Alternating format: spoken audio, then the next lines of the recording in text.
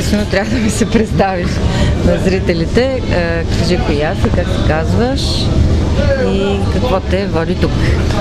Значи Марлене ме псевдоним или артистичното име. Марлен. Марлене. Марлене. Държа на ето. Значи на 23 години съм. Родом съм от един малък град, който не желая да споменавам името. Живея от близо 3 години в Пловдив. А какво ме води тук? Винаги, значи като всеки един човек, който е с различна ориентация, се стреми да постигне мечтите си, смисъл да попадне в такава среда, сред свои, да се чувства себе си, да няма като един вид дискриминация. Така и аз преди, пак казвам, 3 години чувам за това заведение. Нямам абсолютно никакви връзки, нито познати, никакви връзки тук, пак казвам. И ми се обадиха за участие в конкурс. Всяка година на 2 февруари, нали, се провежда единствените и най-големия такъв конкурс в България. И реших, дойдох, пробвах, не се класирах на нито едно място. Не, нали, то беше важно в случая рекламата, в смисъл да ме видят хората. За първи път се обличам. И така, но оттам тръгна всичко. Значи 1 година аз стоях тук, без работа, без нищо. Всяка вечер се слиза долу, защото ме е забавно, приятно. И след 1 година, на 1 юни, говорих с шеф. Искам да започна работа. Той виждаше, изявях желанието да излизам на сцената, нали, да показвам, стараех се, както и в момента. Показах и той каза, добре, нали, назначен си на 1 юни.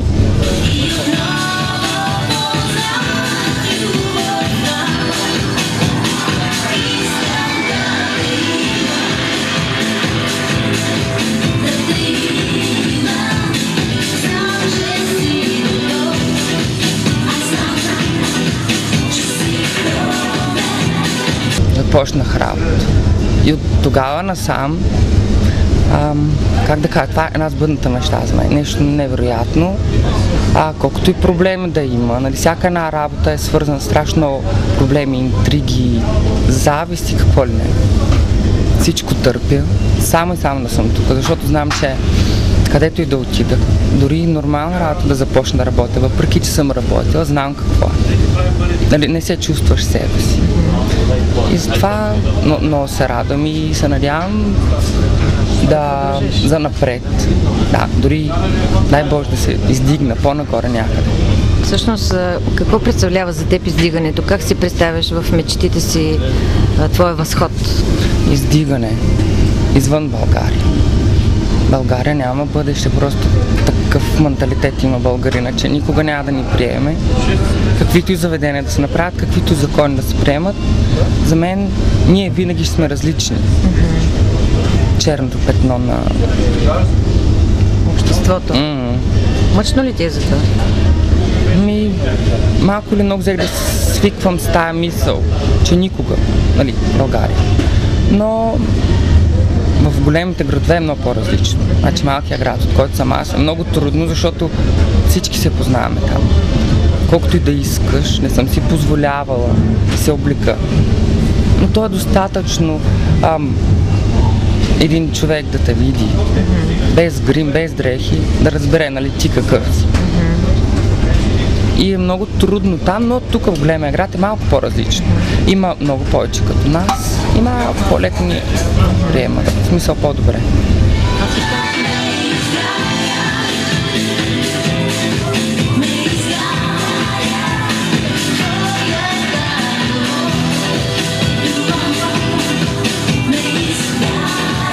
Според мен превъзхождаш всички жени взети заедно вътре, поне. Вярваш ли? Много са хората, които са ми го казвали. Сигурно е така. Да, и то непознати хора са ми го казвали, да. Но може би защото аз не мога да се преценя. Смисъл, ако погледна някой човек, нали, страничен, мога да му кажа той какъв.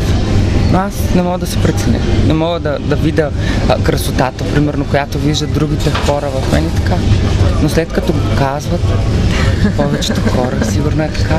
Кажи ми за промяната. Кога усети промяната в себе си? Интересно ми е. Колко да кажа точно 12-13 годишна бях, значи. Да, от тогава започнах по-живо. Малко раничко, но така стеха обстоятелствата. И от тогава аз разбрах смисъл, че нали, аз няма да съм като нормалните момчета. Съм нещо по-различно. А кога вече Какво почувства всъщност тогава? Какво почувствах? Да. Не знам, но силно ще прозвучи, ако кажа, нали, в смисъл отблъскват ме жените, имам привличане към мъжете. В училище бях като координаторка, не знам точно как да се нарече, обикаляхме в цяла България 5 човека от нашия клас. Ние бяхме нали, най-големия клас в цялото училище и хора от София идваха да ни обучават по сексуално и репродуктивно здраве. И аз оттам нали, почвам вече с вадя изводи и разбирам. След като получих предложението да дойда тук да се явя на конкурса, пак казвам до тогава никога. Само в къщи съм се обличала, съм се правила. А тогава на втори се явих при толкова много хора и аз вече наистина разбрах, че това трябва да изглеждаме. Да. Има ли по тебе пластична намеса? Никаква? Нито една част? Не. Браво, това е... Страх ме от доктори, не. Страх те е? Да. Искам да имам... Какво искаш да промениш? Какво искам? Първо да махна окосменето и после евентуално гърди. Нищо повече. Друго нищо? Не. Трудно е смисъл. Пак казвам, по това сексуално репродуктивно здраве изучаваш. Нали, от мъж как ставаш жена, от жена как ставаш мъж, какви са последствията, какви са рисковете. И не желая точно поради тая причина.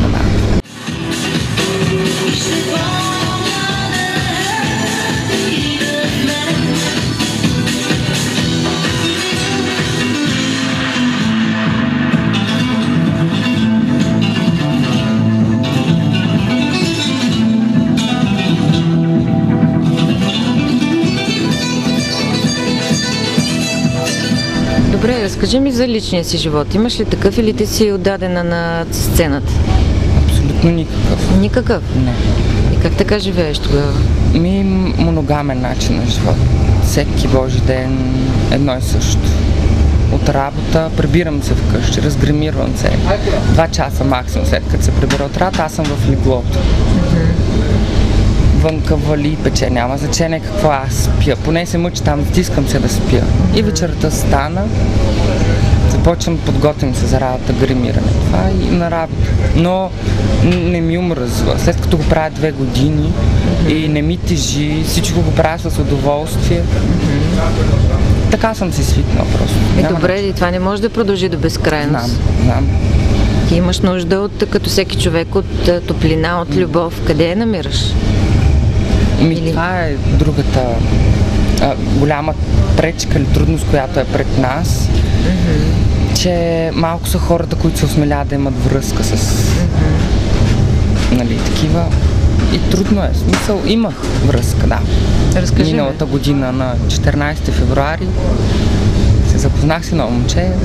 Продължи 7 години, 7 месеца. Искам и за 7 години, да. 7 месеца, да.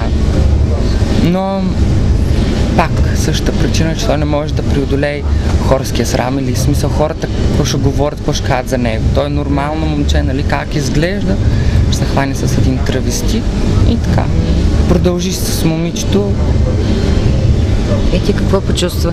Разкажи ми по-подробно за това. Примерно, не знам, силно ще прозвучи, но примерно загуба на любимо нещо. Човек малко силно, но примерно загубил си домашния любимец. Така болка цял живот. Като смърт? Нещо такова, да. Така ли го почувства? Да, аз поне така. И как го преодоля? Не мога. Не можеш? Още го помниш? И до днес, да. Обичаш ли го? Винаги ще го обичам. Сериозно? Да. Ние сме такива. Много се привързваме към каквото и да било.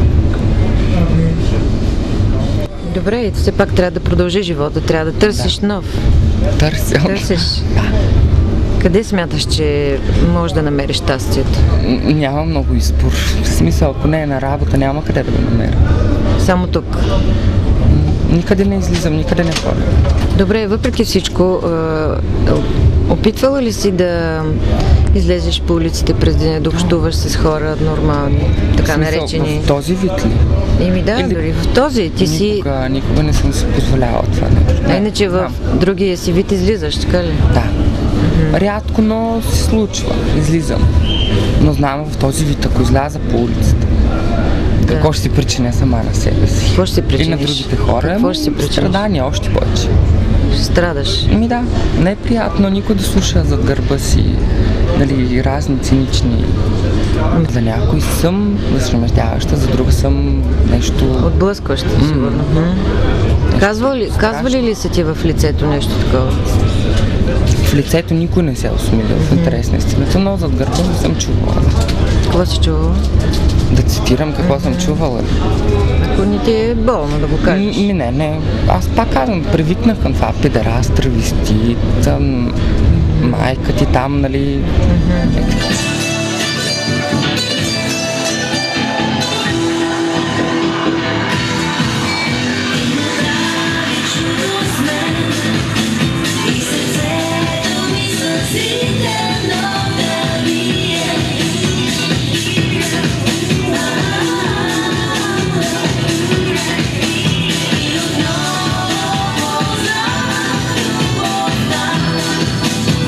Всъщност каза майка ти, кажи ми сега за родителите си.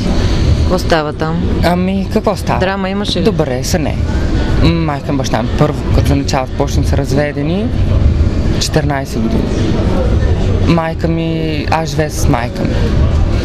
Баща ми въобще, пред повечето хора дори казвам, че нямам така, защото той си има вече нови семейство.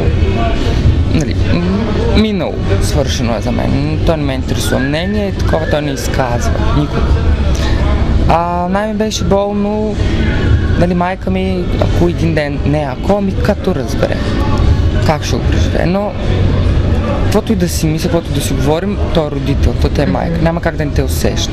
Друго е, нали, ако го види, ако го разбере от медия, както беше в случая моя, тогава вече по-трудно, но знам, че имаш ли подходящия човек до себе си, ще преодолееш по всякакъв начин. В смисъл, няма да ти е толкова трудно.